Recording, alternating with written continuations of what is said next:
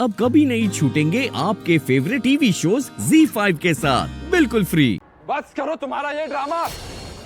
हो क्या है तुम? हैसियत क्या है तुम्हारी जो मेरे बारे में इतना गलत बोल रही हो? पता था मुझे कि तुम मुझ पर ऐसा ही इल्जाम लगाओगी। इल्जाम? हे श्रीनाथ जी, इल्जाम नहीं लगा रही हूँ, सच बोल रही हूँ मैं। एक और सच है जिसके बारे में आप सब नहीं जानते। इसने अपने काम के बारे में तो झूठ बोला ही है, लेकिन इस शादी को लेकर भी आप सबको इसने धोखे में रखा है। ये तुम्हें धोखा दे रहा है इसने। हाँ, धोखा? हाँ, मैंने इससे बात करते हुए सुना था। ये तुमसे शादी सिर्फ तुम्हारे पैसों के लिए कर रहा है, और ये भी कहते हुए सुना था कि एक बार शादी तो हो जाने दो, फिर देखता हूँ क्या करता हूँ मैं स्नेहा के साथ। दिमाग खराब हो गया इस लड़की का। दिमाग खराब नहीं हुआ है मेरा, मुझे सिर्फ सच का पता चला और मैं सबको बता रही हूँ। मैंने कहा ना, स्नेहा मेरे लिए मेरी बहन की तरह है, और ये पूरा परिवार, इन्हें मैं अपना मानती हूँ और इनके साथ में कुछ भी गलत नहीं होने दूंगी। हाँ, ये सच है कि शादी करने की नीयत भी खराब है और ये काम भी गलत करता है। प्रार्थना, बस। अब एक और शब्द भी मत निकालना अपने मुंह से। स्नेहा को अपनी बहन मानती हो, हमारे परिवार को अपना परिवार कहती हो तुम, और आज तुमने हमारे परिवार के पीठ पर खंजर घोंप दिया। अरे पंडित जी की बेटी है, इसीलिए इज्जत होती है तुम्हारी। तो नाम मिलता है, काम मिलता है, पैसा मिलता है, और आज हमारे परिवार पे इतना बड़ा इल्जाम लगाया तुमने। मैंने कहा ना, एक शब्द भी और मत कहना। ये जो तमाशा तुम कर रही हो ना सबके सामने, इसके बारे में मुझे पहले से पता था। मुझे बताया गया था कि ये सब होने वाला है। मुझे पता था कि तुम मेरे दामाद विहान पर इतना बड़ा इल्जाम लगाओगी, लेकिन प्रार्थना, इतना घिनौना इल्जाम पहले से कैसे, किसने बताया आपको? देखिए, मैं सच कह रही हूँ, आप जानती है ना, श्रीनाथ जी की कसम मैं झूठ नहीं बोल रही, आप मेरा विश्वास कीजिए। विश्वास? हमारी गलती ही यही है कि हमने तुम पर विश्वास किया, और आज तुमने हमारे पूरे परिवार के साथ विश्वासघात किया है। ये तुम्हारी बहन गायत्री, ये काम मांगने गई थी विहान के ऑफिस में, गई थी कि नहीं मॉडलिंग असाइनमेंट मांगने? और वहाँ क्या हुआ था मैं आप सबको बताता हूँ। ये लड़की मेरी एजेंसी में आई थी। गायत्री नाम है ना तुम्हारा? ये मेरी एजेंसी में काम मांगने आई थी। मैंने सीसीटीवी में पहले ही देख लिया था। मुझे पता था कि तुम प्रार्थना की बहन हो। तभी मैंने अपने मैनेजर को फोन करके कहा कि इसे रिजेक्ट करो, क्योंकि वो फोटोशूट थोड़ी बोल्ड थी। और सही कहा तुमने, उस शूट में गर्ल्स को छोटे कपड़े पहनने थे,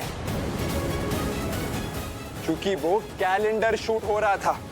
मुझे लगा तुम पंडित जी की बेटी हो, तभी मैंने अपने मैनेजर को कहा कि इसे रिजेक्ट करो और वापस घर भेजो। इनफैक्ट मुझे तो ये भी लगा कि ये लड़की अभी मॉडलिंग के लिए बहुत छोटी है, पढ़ाई की उम्र है इसकी। उसके बाद इसने क्या किया मुझे नहीं पता। उसने प्रार्थना को फोन करके क्या कहा, आई रियली डोंट नो। बस इतना पता है कि थोड़ी देर बाद ये प्रार्थना वहां आई थी और मेरे मैनेजर से कहने लगी कि अगर मेरी बहन बहुत छोटी है तो उसकी जगह पे मुझे ले लो।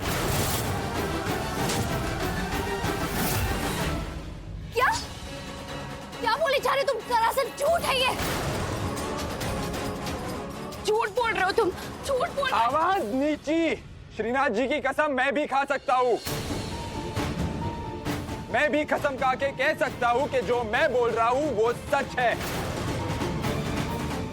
ये प्रार्थना वहां आई और जिद करने लगी कि इसे काम करना है उसमें।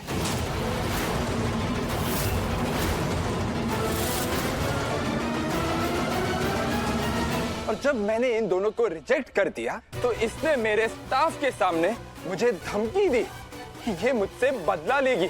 श्रीनाथ जी, ये क्या बोले जा रहे हो तुम? सच, वो सच जो तुम बोल नहीं रही हो। जब मैंने तुम्हें रिजेक्ट किया और तुमने मुझे धमकी दी तो मुझे लगा कि ऐसे ही असाइनमेंट ना मिलने की वजह से बोल रही हो, पर तुम इस हद तक गिर जाओगी, यहाँ तक कि मेरी शादी तोड़वाने तक आ जाओगी, ये मुझे नहीं पता था। तुम्हारी इतनी औकात कैसे हुई ये सब करने की? ये कोई छोटी बात नहीं है, ये बहुत बड़ी बात है।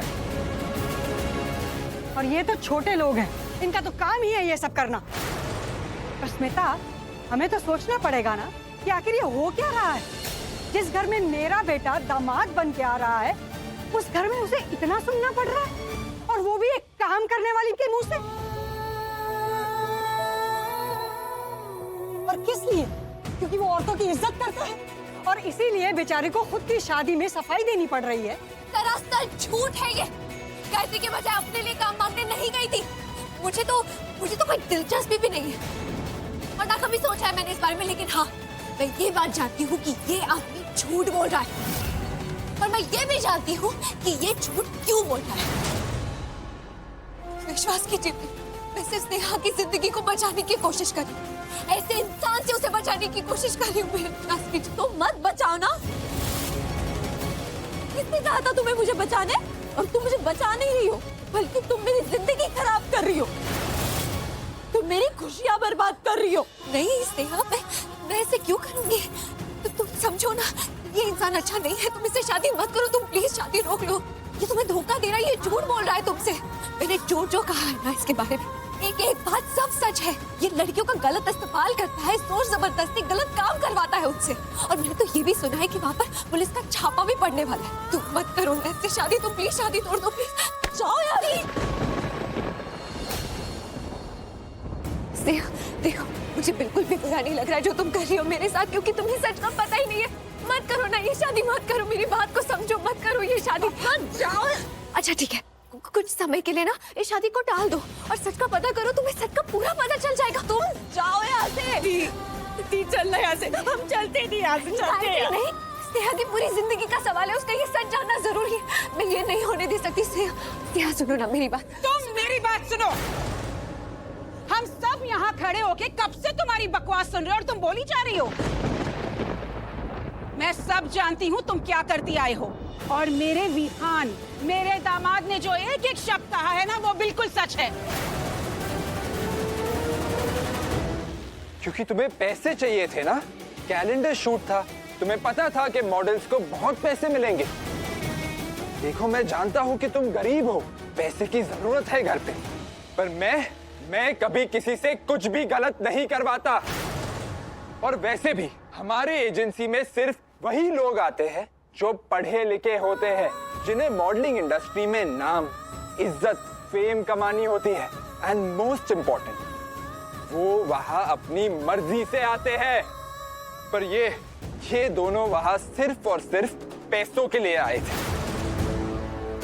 देखो, मैं जानता हूं कि पैसों की तंगी में लोग गलत काम करते हैं, पर मैं तो कभी किसी के साथ गलत नहीं करता ना। और खासकर उन लोगों के साथ जिन्हें मैं पर्सनली जानता हूं। और आप, प्रार्थना जी, आपके साथ तो मैं कभी गलत नहीं करूंगा। पंडित जी की बेटी हो आप, इज्जत करता हूं मैं उनकी, और लड़कियों की भी। तुम इस घर की नौकरानी ही सही, पर हो तो परिवार का हिस्सा ही ना। मैं तुम्हारे साथ कभी कुछ गलत नहीं होने दूंगा प्रार्थना। इसलिए तुमसे कहा था प्रार्थना, मत करो ये सब, तुम्हारे लिए अच्छा नहीं होगा, और मैं चाहकर भी तुम्हारा साथ नहीं दे पाऊंगा।